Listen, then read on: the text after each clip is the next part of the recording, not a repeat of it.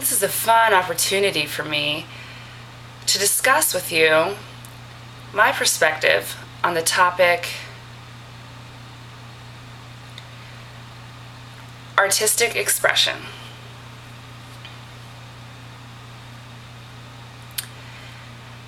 An in-depth discussion on our involvement in the acting community. Artistic expression means what to me? Well, for many years, I've worked in the entertainment industry,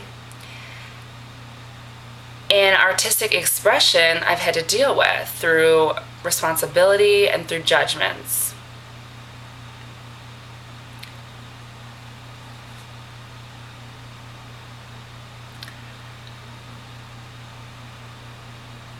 That topic comes up throughout all those years, and it's like all of a sudden you have to react and you have to figure things out. And for me, instead of just reacting, I just took my time and observed the situation and took it all in for what it was. Artistic expression has many different factors. I chose two to discuss with you. The first one is access. Equal opportunities for deaf actors and for hearing actors, equal playing field. I think we can envision that. So my positive experience with access within working up until now, because I think we all arrive at a new place. We have new concepts within the acting, and we have to reach out in the community to the children, to different people all over. And then I was chosen to audition. I worked with a team, a director, and they asked me, can you lip read? And it was around the 1970s, that time. And I had a real uneasy feeling inside. I thought I can do one of two things. The first one, use Muppets and act like I could lip read and try to explain different things. But that didn't seem like that was right for me. And the second option was I can communicate through sign language. Use my hands. And that, for me, inside was a time where that judgment came up, and I had to choose the right thing to do.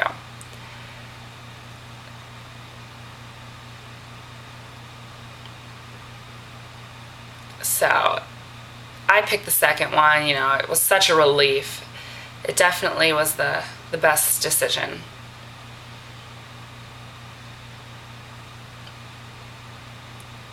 The people were very accepting of that and understanding, and they wanted to work with me and figure that out. And then we continued for a long time. I worked with them for 32 years. So that was a positive example of access for me. Now I'm going to discuss a more frustrating time.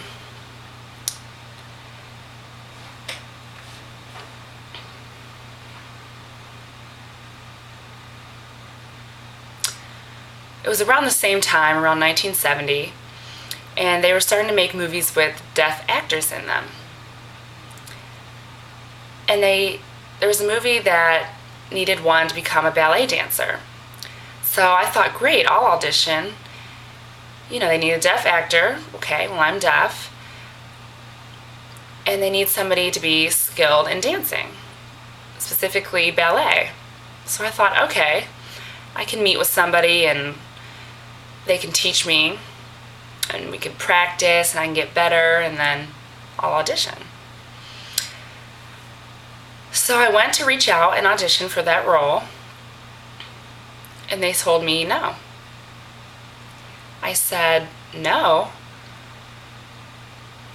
Is there going to be a different deaf actress? And they said, no, a hearing girl. And I thought, okay, well, who? And her name was Amy Irving. And I thought, well, who's that? And she was the wife of David Spielberg, a movie director, and she used her voice. So I thought, okay. So that was an example of, my equal rights to access as an actor, weren't as equal. It was definitely a challenge. Up until now, it's been challenging. But that was in the 70s. The skills with deaf actors have expanded since then.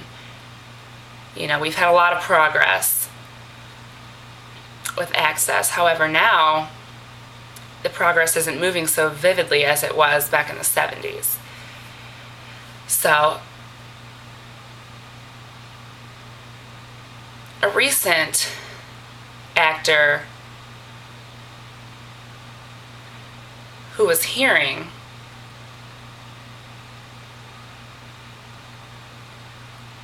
a very famous ballerina wanted to discuss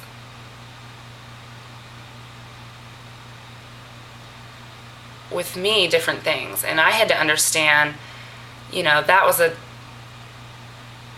a form of access for me.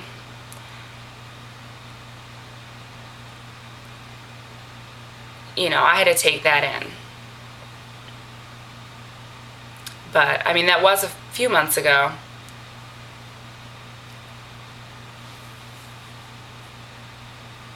However, now, with that access and with that progressing with the actors, we have a fighting chance here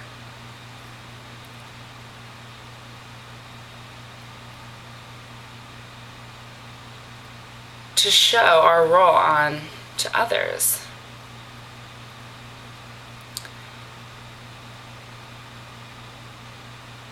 So, that's starting to come up, that role's starting to come up now with supervisors and different people in charge, and it's starting to expand, and we need to take that as an opportunity to control and to show people we do have that access. It is here right in front of us. An example is with the show Heroes. And there was a real famous actor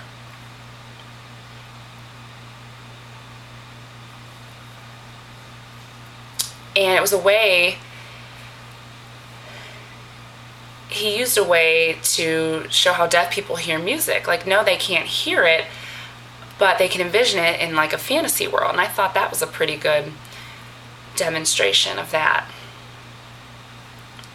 So we have to think of better ways to help, make these decisions and help influence through different ideas, through our challenges.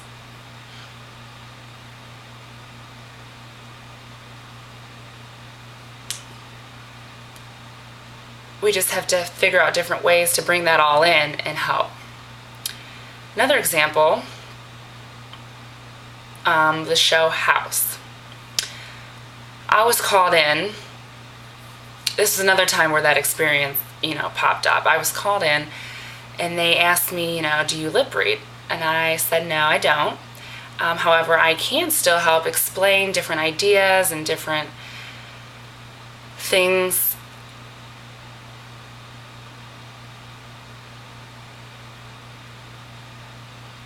So I had to go home and use my time on the internet to help research how I can help improve ideas on starting to help influence people with those different, just to figure out a better fit for that role.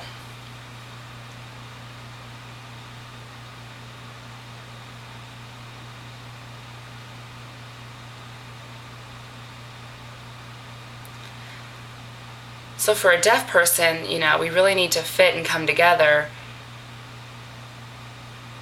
and use our deaf culture, bring that to the table, use ASL, just present that language for others to see.